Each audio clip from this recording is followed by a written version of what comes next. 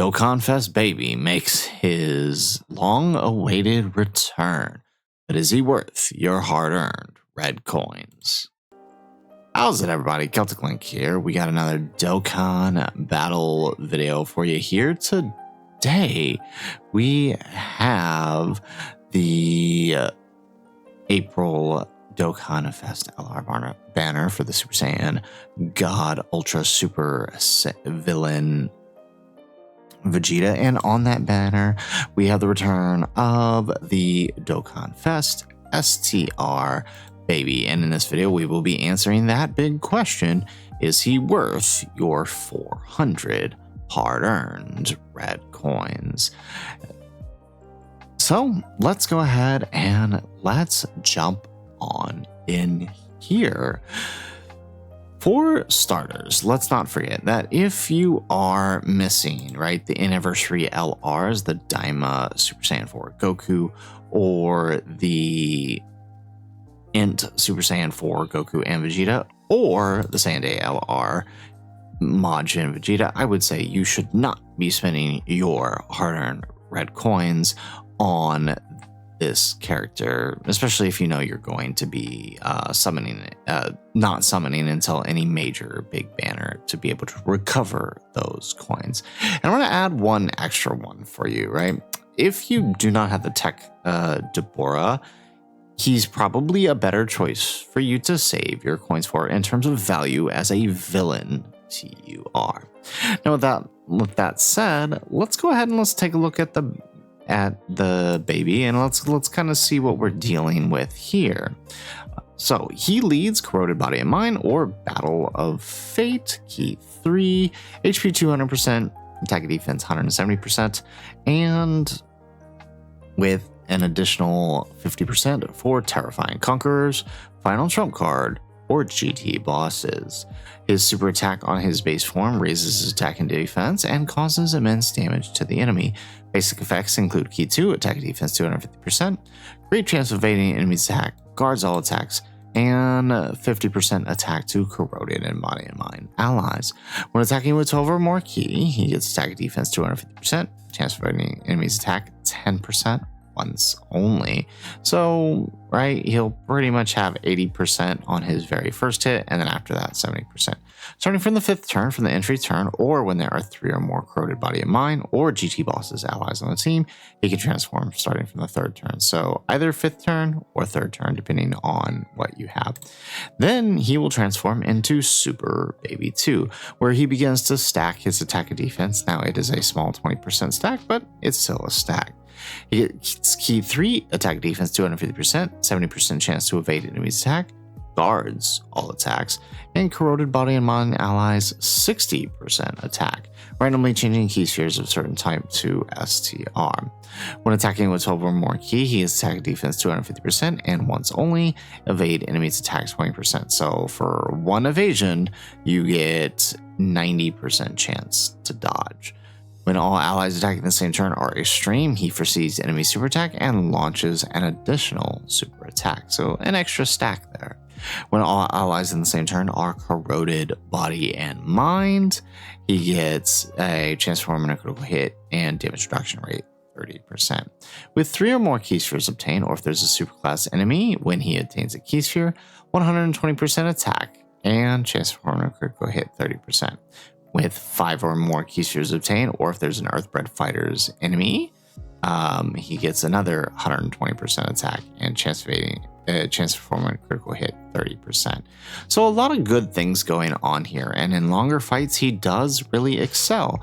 But even in shorter fights, or at least medium fights, he can excel as well, thanks to his giant form ability. Nothing too crazy on the giant form, but it is there, and it is an active skill with an active skill within the giant form. So unfortunately his stacks don't translate over to the giant form, but it still does allow him to deal some damage. But you're going to be spending most of your time in this Super Baby 2.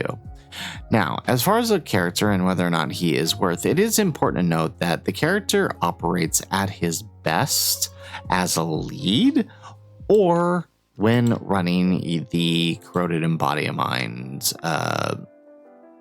let's call it his congregation, right? When you're running these free-to-play units with the baby, this is where he excels the most, because these guys are adding tons of support throughout him and his other allies, such as the LR, right? The LR possessed duo.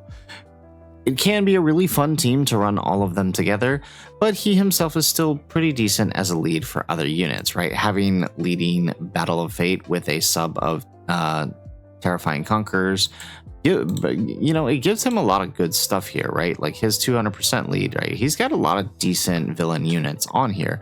Omega's on his lead. Goma is on his lead. Rose is on his lead. Like these are all still very viable unit characters to put on his leader scale. The only problem is you can run most of these guys minus Omega on the Tech Deborah's team for the most part. So it's not that baby's not worth it. It's just that he's kind of been replaced. Deborah is the better lead for the type of characters you would want to run on his team. Now, you can run baby on Deborah's team, and he is very, very useful in longer fights for that team, because a lot of Deborah's team is on the corroded body and mind category, right? A lot of the characters you're gonna want to run, like Vegeta or Pui Pui or Yakon, are, they're on the category, and they're going to benefit from the extra support that baby and his possessed duo brings. So there is some value there if you have the Tech Deborah, and that's pretty much what I'm going to say. If you have Tech Deborah, right, you have the Anniversary LRs, then I think baby is worth it as a villain character. We don't, I mean, I guess this year we've kind of got a lot of extreme. Now that I think about it, we've gotten a lot of extreme classes this year. Granted, they're all Vegetas, but we've gotten a lot of extreme class characters. So extreme class teams under that lead under Deborah's lead can work pretty well, and he's going to benefit a lot of the characters you're going to see around. And then just having the giant form for that team is always useful, right? You think the Super Saiyan 3 Goku fight, having a giant form that can easily just completely remove that dangerous second super of his is very, very helpful. So again, that's what I'll say. If you have Deborah, you have your Anniversary LR, so you don't need to worry about coining anyone anymore, or for a fact you will be summoning to recoup enough 500 coins to coin them when the time arrives, then yes, baby is worth it. He's a pretty valuable character as a villain to have for your boxes, but otherwise don't suggest going out of your way to get them. As far as what's on the rest of the banner, right, I can't really say that anybody else is currently worth it. We don't really know how the EZAs are going to be handled, and I think for this celebration, for the first time in a while, we may not be getting a celebration.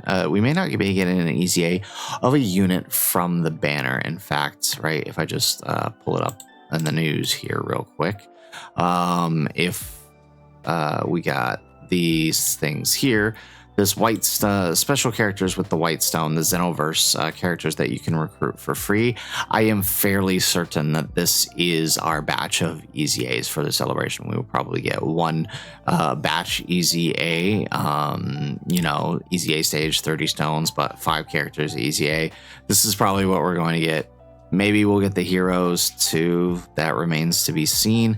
But at a minimum, I think this is coming here soon. So I can't really recommend anybody else for 400 coins as much as I would love to recommend the goat over here. But I suppose there's a chance he could EZA. But even then, at this point, like, they would have to be astronomically good. I don't think the last time I recommended a TUR EZA on coins was probably AGL Gogeta. But otherwise, I don't really. It's not very often you get one like that that's worth it. So we'll have to see if they decide to EZA those. But I doubt it. Right? It would be weird because his conditions before were Android Cell Saga, and I doubt they're going to open it up. If they did, they would open it up to Time Travelers, which would obviously not be good. and 21's not even on the full lead, and I don't think Kale's on the lead at all. So yeah, it probably wouldn't be a good idea to EZA either of them. So with that said, you probably have no one else to worry about, if not the baby. So guys, that's it for the video. If you like the video, make sure you hit that like button and subscribe to the channel if you have not already. And in the comments down below, let us know, will you be picking up the Dokkan Fest baby with your hard-earned red coins? Do you think he's worth it? Personally, I think it's probably better to just try for him with the summon point banner than waste your coins. Again, bigger things on the horizon, use for your coins, especially if you don't have Tech Deborah. But otherwise, you know, let us know in the comments down below what you plan to do.